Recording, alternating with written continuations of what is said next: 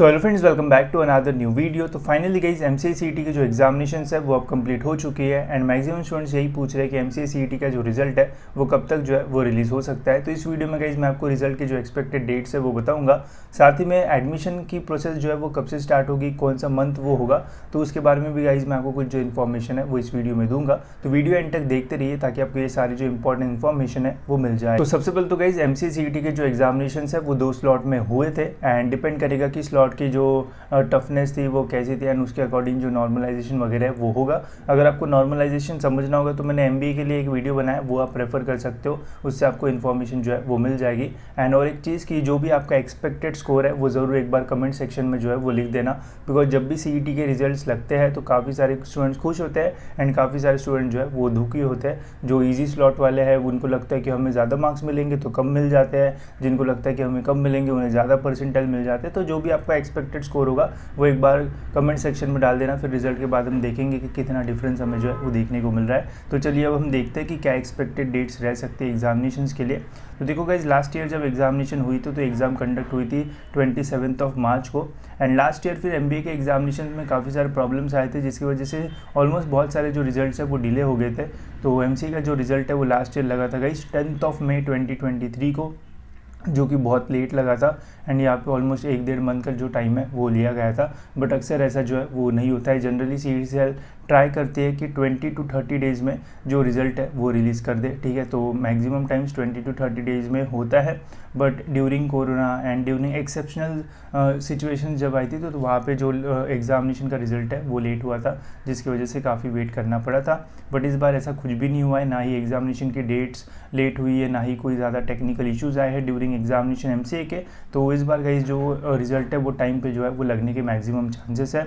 तो इस बार जो एग्जामिनेशन है वो कंडक्ट हुई थी 14 मार्च को एंड जो एक्सपेक्टेड डेट्स है गाइस एग्जामिनेशन के वो है मार्च एंड तक आपके जो रिज़ल्ट है वो लग सकते हैं, मेनली 28 या फिर 29 मार्च को। ये बहुत मतलब फेवरेट डेट्स है सीईटी की। या फिर अगर मार्च एंड को रिज़ल्ट नहीं लगता है तो 10 अप्रैल के बीच में आपका जो रिज़ल्ट है वो ज़रूर लग जाएगा, ठीक है। मीन्स मेनली जो टाइमलाइन फॉलो करती है सीईटी 15, 20 to 30 डेज़ का, तो एक तो मार्च एंड में आपका रिज़ल्ट आ जाएगा या फिर अप्रैल के फर्स्ट एंड सेकेंड वीक के अंदर आपका रिज़ल्ट आ जाएगा। मीन्स अप्रैल 10 तक आपका जो रिज़ल्ट है वो आ जाएगा, जिससे आपको पता चल जाएगा कि आपको कितना जो परसेंटाइल है वो मिला हुआ है। तो ये 2 एक्सपेक्टेड डेट्स है जिसके बीच में आपका जो रिज़ल्ट है वो आ सकता है। एंड एक नोटिफिकेशन भी आता है कि your result will be release on this date. तो जैसे ही वो अपडेट आएगा तो वो भी मैं आपको जो है वो टाइम पे अपडेट कर दूंगा। तो अभी 15-20 दिन तो आराम है, ठीक है। उसके बाद रिजल्ट आएगा एंड फिर उसके बाद आपको सोचना शुरू करना पड़ेगा कि कौन सा कॉलेज वगैरह जो है वो हमें मिल सकता है। इसके अलावा इस एडमिशन प्रोसेस की अगर मैं बात करूँ तो देखो अभी मार्च मंथ शुरू है, तो मार्च मंथ में तो ऐसा कुछ नहीं होगा। अगर मार्च एंड में रिजल्ट लगता है तो ठीक है, नहीं तो फिर अप्रैल में ही जो रिजल्ट है वो लगेगा।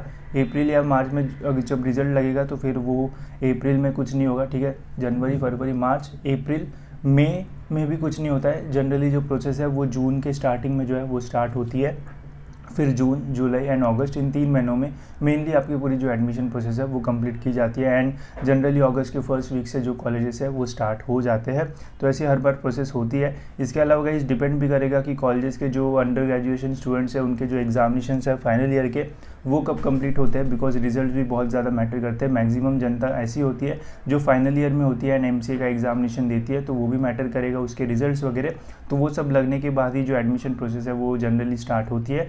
तो एडमिशन को टाइम है, रिजल्ट की डेट मार्च एंड अप्रैल 10 के बीच में रहेगी। जैसे ही और कोई ऑफिशियल अपडेट आएगा तो वैसे मैं आपको टाइम पे अपडेट कर दूंगा। साथ ही में इसके अलावा एमसीए के लिए कौन से बेस्ट कॉलेजेस है, कहाँ पे आपको एडमिशन लेना चाहिए, कहाँ पे नहीं, उससे रिलेटेड भी मैं वीडियोस अपलोड करूँगा, तो वो भी ज़रूर देखना। इसके अलावा रिजल्ट के पहले काफ़ी सारे कॉलेजेस की तरफ से आपको फ़ोन्स भी आएंगे कि अभी से अपनी जो सीट है वो रिज़र्व कर लो, अभी एडमिशन प्रोसेस शुरू हो गई, ऐसा वैसा। तो वो कुछ मत करना।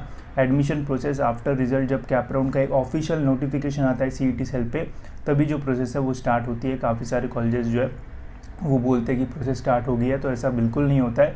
वो कॉलेज लेवल एडमिशन होता है, मतलब पैसा दे के, तो वो मत करना। एंड ऐसे कंडीशन में ऐसे ही कॉलेजेस आपको फ़ोन करेंगे जहाँ पे इतना अच्छा पैकेज नहीं मिलेगा या फिर इतने अच्छे एडमिशन्स नहीं आते, बिकॉज अच्छे कॉलेजेस आपको कभी जो है वो फ़ोन करके नहीं बोलेंगे कि हमारे कॉलेज में जो है वो आप एडमिशन लो, बिकॉज उन्हें पता है कि कैप राउंड से उनका जो फॉर्म है वो मतलब जो सीट्स है वो भरने वाले, ठीक है। तो इन चीज़ों का ध्यान रखना। बाकी मैं आपको टाइम टू टाइम जो है वो अपडेट करते ही रहूँगा। एंड टेलीग्राम ग्रुप वगैरह जो है वो ज्वाइन करना, वहाँ पे मैं आपको जो अपडेट्स है वो देते रहूँगा। ठीक है, तो फिलहाल इस वीडियो में इतना गाइस, होप सो आपको वीडियो इन्फॉर्मेटिव लगा होगा। एंड ऐसे वीडियोज़ के लिए चैनल को सब्सक्राइब जरूर से कर लेना, ताकि आपको टाइम पे सारे जो अपडेट्स है वो मिलते रहे।